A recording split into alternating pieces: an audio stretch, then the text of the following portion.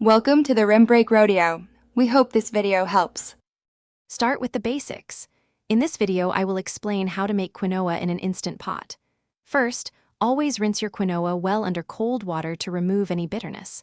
Then, for every 1 cup of quinoa, you'll need 1 1/4 cups of water.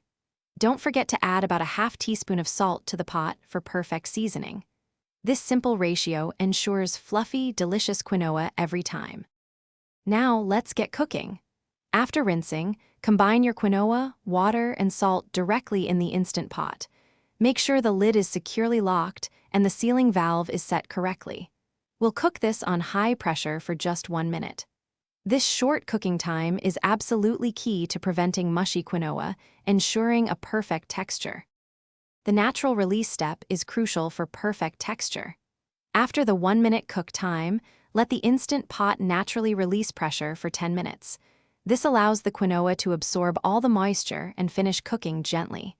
After 10 minutes, you can quick release any remaining pressure.